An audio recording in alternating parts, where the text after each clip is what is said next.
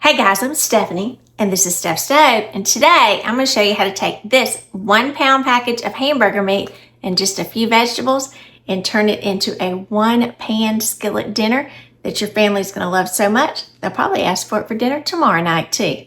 So let me show you how to do it. Alright, for our skillet meal, our 1 pan Tex-Mex, I'm telling you guys, this is a 1 pan dinner that's going to save your weeknights. Start off, if you have a brazier, this is an enamel coated cast iron brazier. I would not use regular cast iron because we're going to be putting some tomatoes in there, but just use a different skillet. Make sure it has a lid to it. So to this, we're going to take our 1 pound of hamburger meat. Whatever your preference is for hamburger meat, whether it's extra lean or not, that'll be completely up to you. Whatever you and your family prefer. Good thing about this, 1 pot, 1 thing to clean up, which is what we all like when we're trying to get dinner ready fast. So our 1 pan of meat goes in. And we're just going to break this up. Just using my little favorite spatula here that I like. I'll break this up. We're going to go ahead and turn our stove over medium-high heat. Go ahead and get this browning. We want to be sure that it's completely brown and we're not seeing any pink left in our meat. So as I break this up, break it up individually. You can just wait till it cooks a little bit and start breaking it down. Then we're going to be back and start adding the other ingredients. So this is going to take a few minutes, probably 4 or 5 minutes to get it nice and browned. And then we'll be right back. All right, the hamburger meat has browned really nicely. Look how pretty that is. Don't look like we have any pink left in it. Exactly what we're looking for. Now, if you have a lot of grease that's residual from your ground beef, you do want to get that out.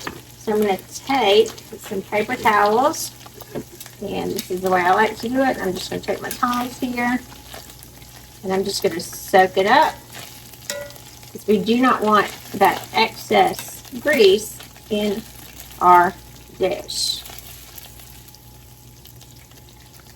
And I probably need a couple of 3 paper towels to do this. I'm just kind of doing this one at a time. These are little select size paper towels that I'm using, in case you're curious. I'm just going to discard that. Go ahead and get another one. I'm going to wad it up a little bit and then just move it around to get that grease. So you can just rotate it through to around your meat. You don't want this greasy.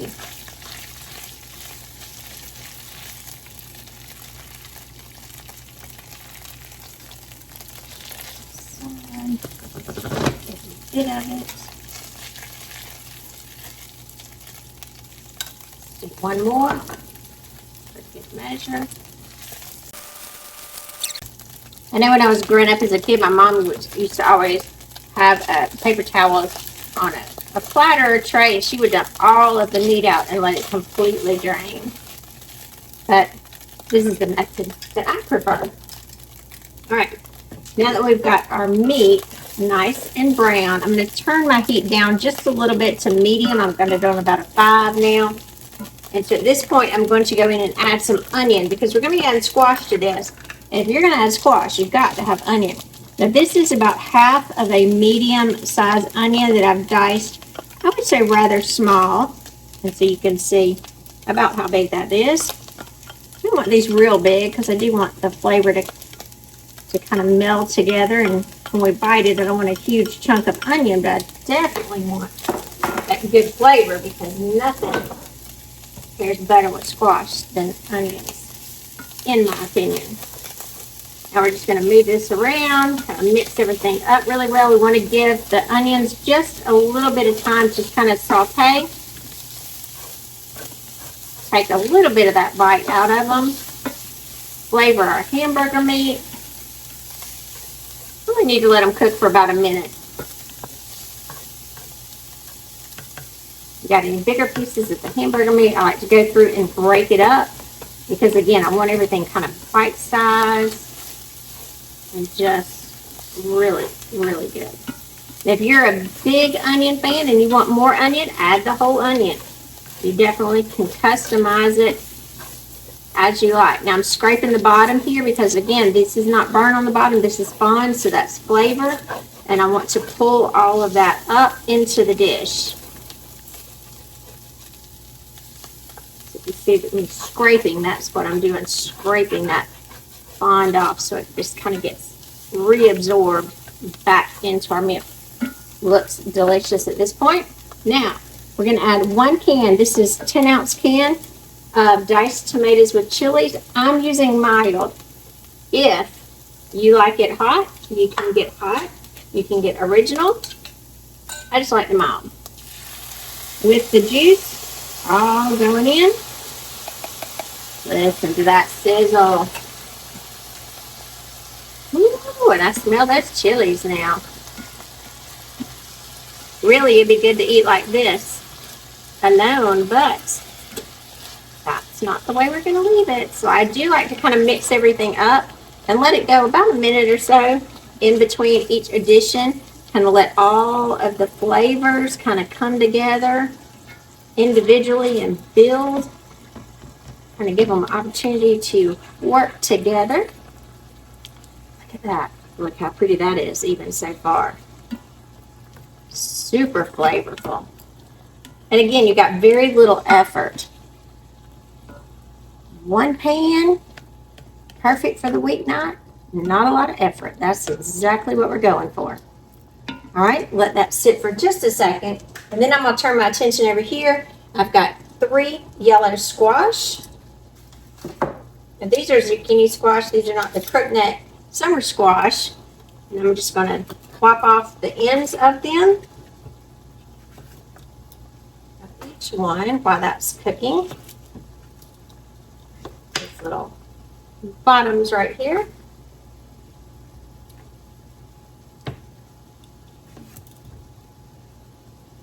Take off this end too. Make sure they're nice and washed. I'll pull you up just a little bit so you can see what I'm doing over here. And then we're just going to slice these into little rounds. I'm going to try to get these about 1/2 inch in diameter so we have some, what I would say, uniformity to it. You don't want some big and some little because that will definitely affect our cooking time.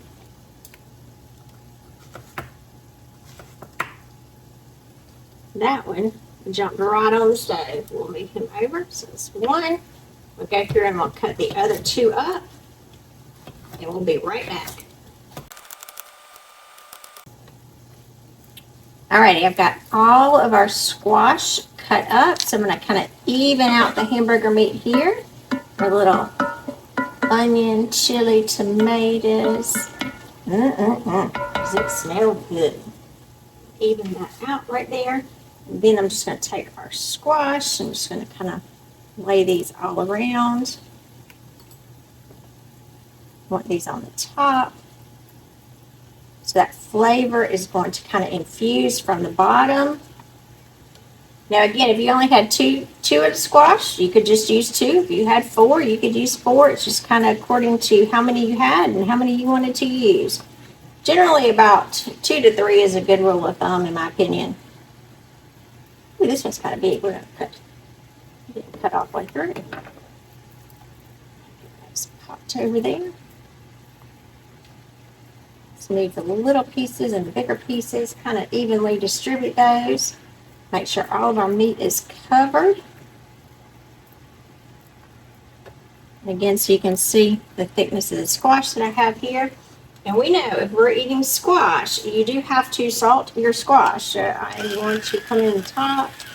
Here's my little, this is my pink Himalayan salt that I'm using in my little grinder here. I'm going to salt the top of the squash well. Come back. And then you got to have some squash. You got to have some pepper. Can't have squash without lots of cracked black pepper. Just wouldn't be right. Then we're going to come in and we're going to hit the top with some smoked paprika.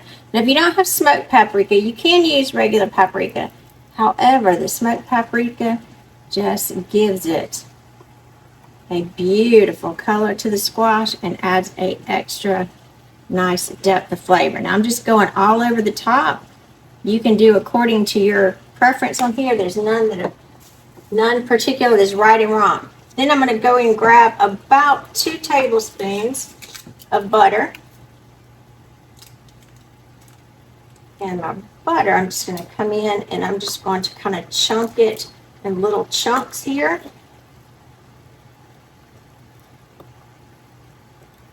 It's chopped in small pieces.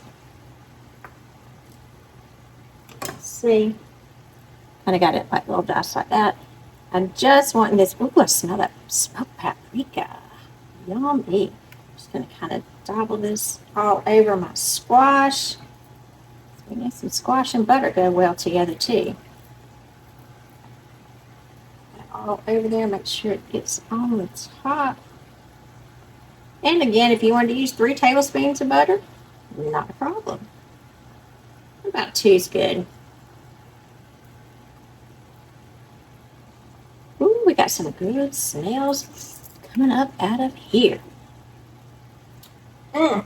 Delicious. Now, all we have left to do is we're going to lid it. Reduce my heat down just a little bit to about 4. And this is going to cook covered for about 20 minutes or until our squash are nice and tender. So, see you back in 20 minutes. All right, we've been cooking about 20 minutes. Look at that. Look at that. Our squash is getting nice and tender. I'm just going to mix this up. Bring it all together. Look at these colors. Look at that. Doesn't it look yummy? Just gonna mix it up. And if you're like me, I usually kind of break the squash up. The spatula, whatever I'm using. Get those big pieces broken down. Let's add some of those juices into it. I can taste it now. Look at that. And isn't it a pretty dish? Just colorful. All right. Now, the only thing we got to do now is give it a taste. I'm Stephanie, and this has been Steph's Stove, where today we made this 1-pan Tex-Mex beef and squash. Look how steamy it still is. Oh my gosh, it smells so good. Delicious. I love some squash. That one little squash just wants to stay in it. Just get you over there. Come over here. Look at that. Oh. It's so hot. Oh my gosh, but packed with flavor. This meal right here goes to show and to prove. Ooh, a little heat on the back. Ooh, yummy. It just goes to show you don't need a lot of ingredients. You don't need a lot of fancy stuff to be able to make a great meal really quick, really easy for your family. So remember, give us a thumbs up. Click that subscribe button for more great content like this. Steph's Stove, we're making memories one dish at a time. And if you like this, share it with a friend so they can have a quick 1-pot meal as well. Just delish. Thanks for watching, guys. Have a wonderful day. Hey guys, be sure to drop me a comment and let me know, would you add anything to this? Would you sprinkle a little cheese over it? Would you maybe serve it over some white rice? How would you enjoy it? I'd love to hear your thoughts.